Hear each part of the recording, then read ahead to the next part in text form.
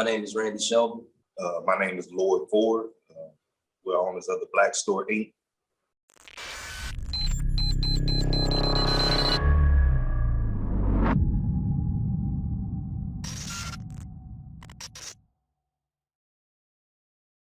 Hey, it's Kellen, and today on Diversified Game, I have Randy and Lloyd, and they are owners of the Black Store. This is the largest Black beauty supply store in Houston, Texas. And yes, they are two men, and they are working together. Man, sometimes that's a rare thing. Thank y'all, brothers, for coming on. Let's just talk about the Black Store. How did this come about? Pretty much, we always make sure that we always do things in the community. We got a community organization called Black Gold Nation.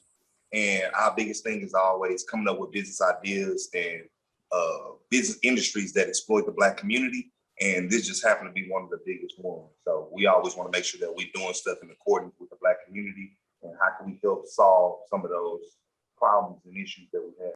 Okay. So when you guys are in the lab and you say, man, we want to get into the hair business, I'm sure folks, your own mother, your aunties could have laughed at you and said, y'all gonna do. So did you have a track record of already doing successful business? Or how was that journey, just getting over the mental part of people saying two Black men are going to sell hair products? No, nobody ever really said that. And of course, we've had success in doing some things separately.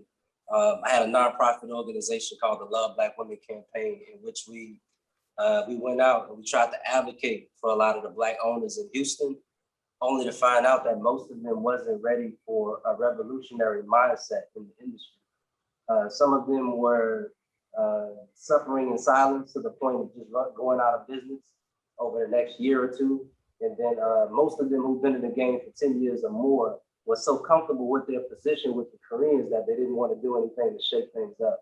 So we found ourselves running into that. But I called for a meeting at my home in which Lloyd, I used to run into him a lot doing community events and stuff like that. And he came up with the concept. I've already been having some. And I ain't never seen another brother wear the cheetah print like that. Man. I'm just noticing it, but that's fly right there, man. Yeah, you kind of almost want to, bite if I was a biter. That's real art. So, okay, so you say we're going to open up a hair store. We're going to work together. Are we going to be, I'm going to be on the back end. You're going to be in the store, making sure customer service. Like, how did you guys delegate who was going to do what? Go ahead. What we did was, my degree and stuff was in business. I'm always good with numbers. I'm always coming up with the different business structures and stuff that best suit our businesses.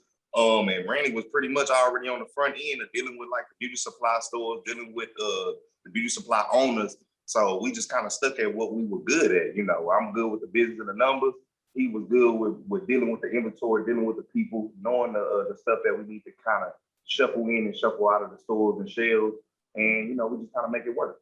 Okay, and that partnership businesses, become successful, and then the partners can't get together. Was there any contingency plan to say, look, we're going to start this, and at any point I'm too much, or if you're too much, you can buy me out, and we're going to say, here's the minimum that you'll be able to buy me out? Because a lot of folks struggle with that. One thing that we did, we never really had no arguments, because one thing, ego is the enemy with us. So we always try to lead force with that. But outside of that, we do have a partnership agreement. Like, that is important that you put this type of stuff on papers. What is your expectations? Who has last say on this? Who has last say on this? And just what of our roles and responsibilities are within the corporation. And I think a lot of people just kind of leave that up to chance. And we didn't. We made sure that we kind of line that stuff out, but our personalities match on the mission, what we want to do for Black people. So we just never really had no issues. No, that's a beautiful thing. You might need to teach that in a course or something, or have people come to the store, because a lot of that is just humility and, trusting your partner. And that's why you got into business with them, because there was something that they had that you needed. And it just, I don't even know if you can teach that, man. That's something you got to have. So with creating a hair store, and you guys are the biggest, did you at first say, look, we are going to be, get the biggest building that we can afford, or did it start off small? Because I know sometimes things, start off just in the kitchen and then they grow out and you say, man, I got to go get like a whole big building. So how was that, the growth? We knew that we wanted to do something big, and we knew we wanted to do something different, and it just kind of all fell into place. We were looking at some other areas in Houston, and thank God we didn't go with it, because it was some buildings that were probably like 4 times smaller than this one that we have right now. Right now we have about 5,000 square feet, 3,000 square feet of retail space, and an additional 2,000 square feet in the back for services like the nail salon and the barbershop that's coming soon. Wow, that's a lot of space. And, not just to fulfill, secure all of that space and having your materials in there. I mean, folks don't think about, the upkeep of what it takes to keep the place clean and in order. So how many staff members do you have with the place that large? Right now, just in a retail space, we have one part-timer that comes in over the weekend. And we also have 2 young gentlemen. One is his nephew. And we kind of like give them something on the side and just, mentor them as well. So we get a lot of help over the weekend. And then in the nail salon, it's about 3 nail techs and 1 beautician that comes on call. But it is a lot of upkeep with the cleaning, and we kind of do that ourselves as we go. Okay, so now we know if anybody in the Houston area says, man, my child, or I'm coming back from school and I need to be mentored, an internship, now they know where to go and say, hey, I heard that you guys allow, folks to get experience. Pressure on y'all. There's nowhere to send people out the country, and it's good to know that 2 men have a space where people can get experience. And let's go into that. You hinted about, everything that you do in the community, but what is a community give back with the success that you guys are having and the best is yet to come that you're going to have? What's a community give back that you're doing and that you want to do in the future? I mean, one of the things that we have met with like every principal of middle school, high school, elementary school in the area, just so we always making sure that we are on top of helping, anybody that's in need, especially children. One of the other things that we do, we own our own credit card systems. We redirect those fees back towards the community. We done built websites for Sunnyside Civic Club, Acres Home Super Neighborhoods, Shape Community Center, and we maintain it as well. And we're looking for more community people to do it for, Black communities. And I think that's just one facet of a way that we give back just our funds, just on a minimal scale, just to make sure that we always being effective for the solutions and just being involved in everything that's going on around us. Okay. And let's talk, we're talking about business, but let's talk. We know that the hair industry, especially for certain types of hair, you ladies who especially like to braid your hair, it's difficult, or has been said to be difficult by Black people to buy wholesale, whether they're getting it from India or China. Can you confirm if that's still true, and why that is? Okay, so getting human hair is not that hard. It's the synthetic hair that's the issue. And all of the synthetic hair that's made, 95% of it is going to be distributed by Korean-owned companies, whether it's Outrade, Sensational, Shake and Go, Model, Bobby Boss. And then, I even did some research on some of the African countries that have some manufacturing and distribution as well. I believe there's a manufacturing plant in Botswana, and then there's a couple in Nigeria. But even with that, they still have to go get the polypropylene fibers and the synthetic fibers from either Japan, South Korea, or China. So even with the synthetic hair, like, you still have to go get it from Asia. I don't know if these fibers can be made anywhere else.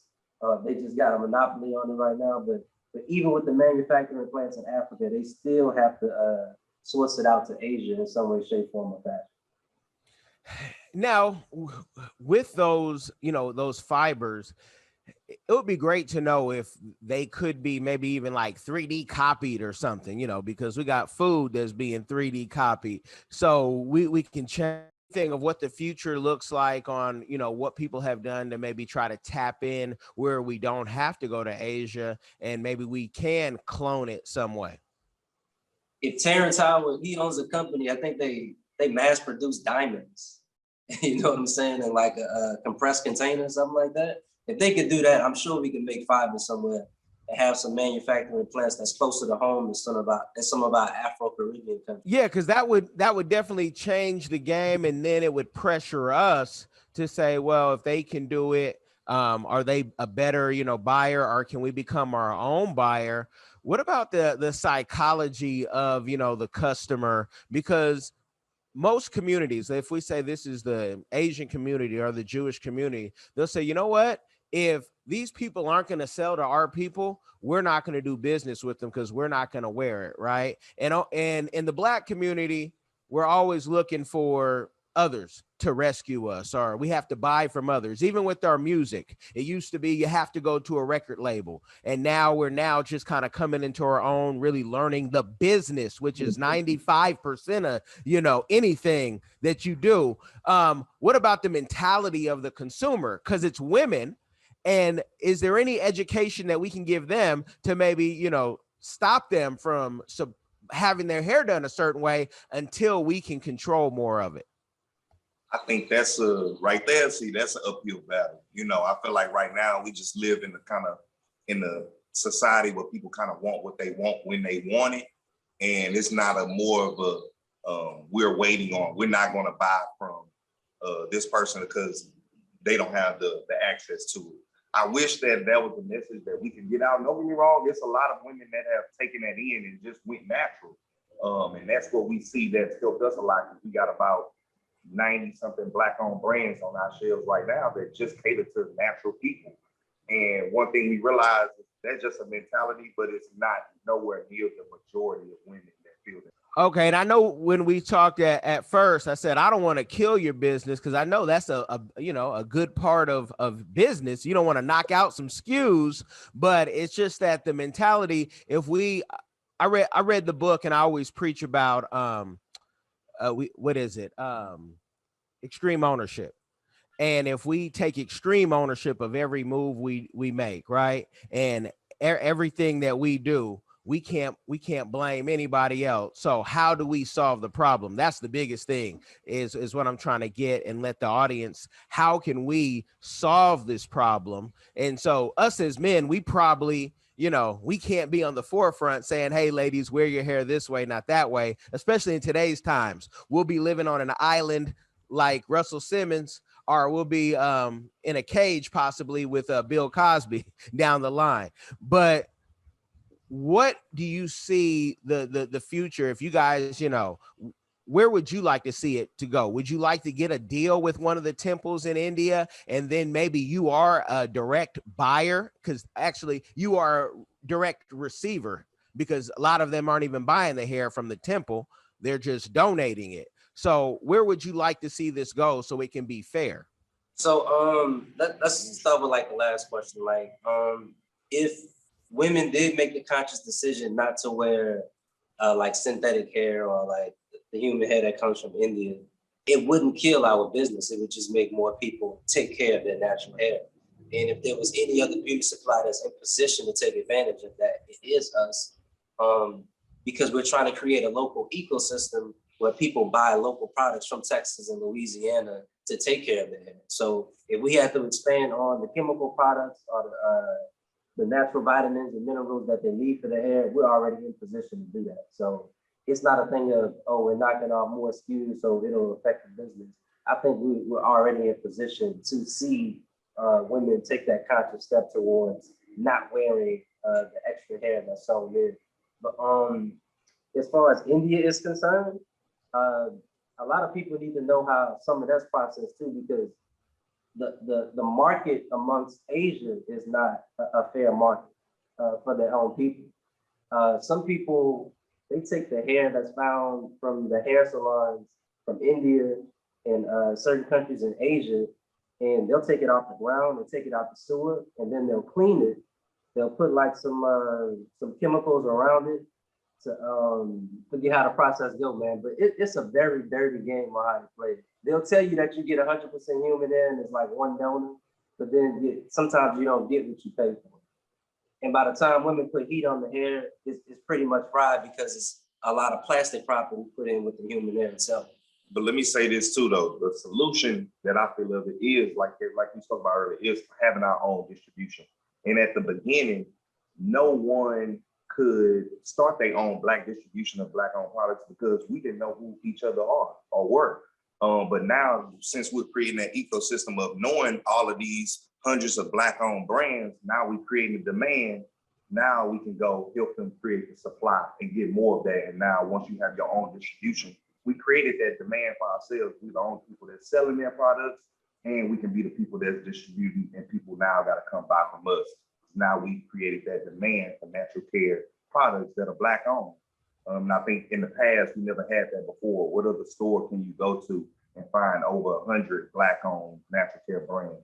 I don't know if any. Well, that's the game right there. And you guys, I love to take the conversation offline because, I love to share this game and make sure that for my clients, they see it and we can talk about future booking. So look out for these two gentlemen, the Black Store. If you're in Houston or anywhere around, this is where you need to support. You guys have been blessed by the game. Thank you very much.